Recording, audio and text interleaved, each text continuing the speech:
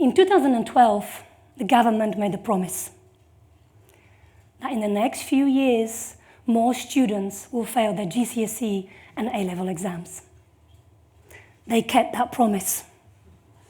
When the first set of results came in, following the new education reform, many children were labelled as failures. I remember being at school on results day, witnessing consequences of this reform. I distinctly remember Chloe, who after getting her GCSE results wanted to join the local college to do health and social care. She struggled with maths, but was hoping for C grade. The new mark boundaries, decided on by a handful of people, meant she didn't get in. At the age of 16, she was NEET, not in education, employment, training. Without C grade in maths, she couldn't move on. Chloe had lots of wonderful qualities. She was friendly and caring. She would have made a fantastic social worker or community nurse. 6 marks. That is all she failed by. Because of those 6 marks, she no longer qualified for moving on with the rest of her life. Instead, Chloe got a job at a local supermarket, hoping to recess her exams the following year. She never did. A year later, she'd forgotten all about school, was living with her mum, thinking life on benefits is actually not that bad.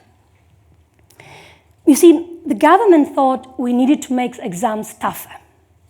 There was to be no more coursework, no speaking or listening exams in English, as clearly such skills have little value. There was to be more subject content and facts to memorize. No modular examination, and definitely no resets. In life, you only ever get one chance. And that chance depends on how much information you're able to cram and retrieve in under 2 hours. And all that coming from a man who sat his driving test 7 times.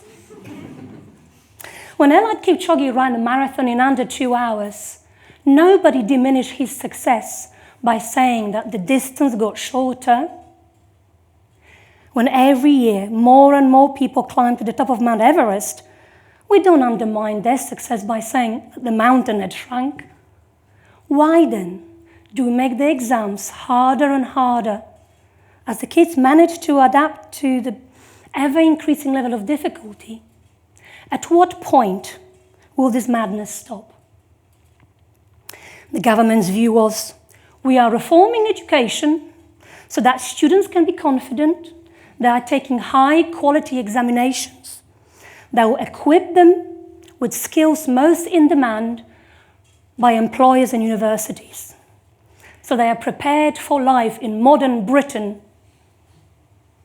Which part of our future demands us reciting facts by heart? Unless you're planning to stand for Prime Minister, your knowledge of classics quotes is pretty much useless. Now, none of the wonderful qualities Chloe had were encouraged at school. She was an outstanding artist. She couldn't decide what art subject to do at GCSE. There were so many to choose from. There was art and design, dance, drama, film studies, media, music technology, music, photography, textiles, theatre studies. She would have been great at all of them. But sadly, under the new reform, she could only do one art. Because for the school to measure performance and programs with rigor, students can only do one art subject. And everyone knows it's all the same. It's all art, isn't it? Rigor can only be measured through maths and science, not art.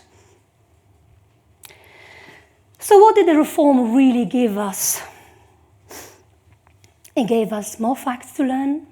It gave us more exams to take. Well, the most important skill is to produce an answer that will match the mark scheme as closely as possible. It gave us the necessity to dramatically increase exam access arrangements, to allow students to sit through 2.5-hour examinations, sometimes 2 on the same day. He gave us more data and a new grading system. What he took away was common sense. And he replaced it with fear of failure. It also took away autonomy, curiosity, creativity, freedom to make mistakes and learn from them, individuality, independence to make choices, spontaneity, play role, teamwork. It took away fun, playfulness, and enjoyment of coming to school. It pitched students in competition with each other and created an atmosphere of anxiety, perfectionism, exam stress, an ever-increasing workload.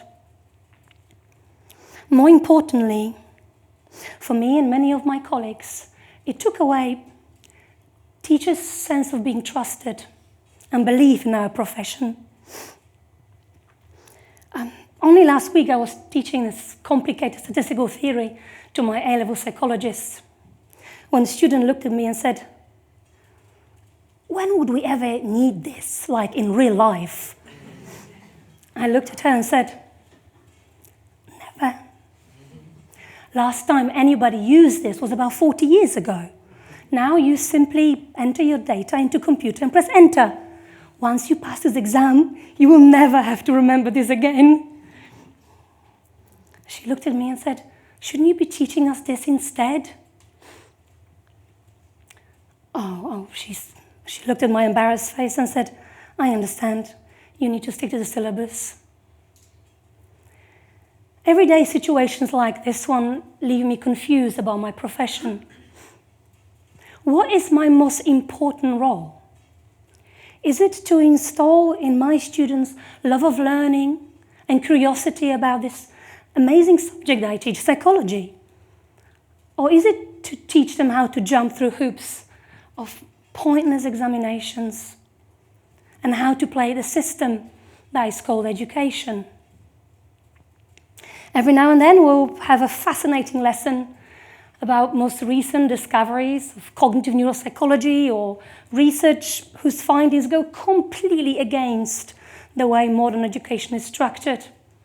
We debate and argue, and put the world to right, and I know they will leave my classroom enriched and with a true positive value added. Of course, I can't afford to do it too often. I need to make sure I've covered the new extended syllabus.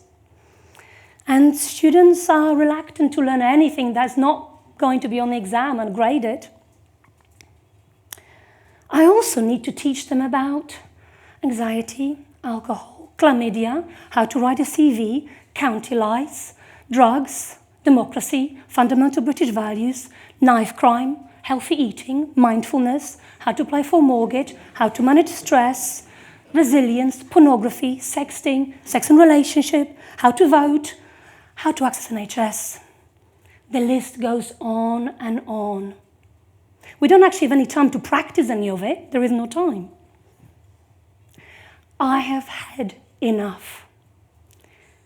And I know I'm speaking for many teachers and educators in this country. Something is going to change and something is going to give. We have already sacrificed health and well-being of many of our young people. You only need to follow the news to know what I mean. Psychological and emotional well-being of our children is important. I know it, you know it. Not enough people in the government know it. The value of education goes beyond the observable, testable, quantifiable. Politicians, leave Westminster and come to schools. Not to promote your next election campaign, but to see what really goes on in the lives of the next generation of your voters. When you ask us teachers for feedback, use it. Instead of reading everything I know about education, written by a man who, in words of one reviewer, has done for education what the Titanic did for pleasure cruising. Politicians, before you decide it's time to reform education once again, ask yourself, do we want our children to learn values or formulas?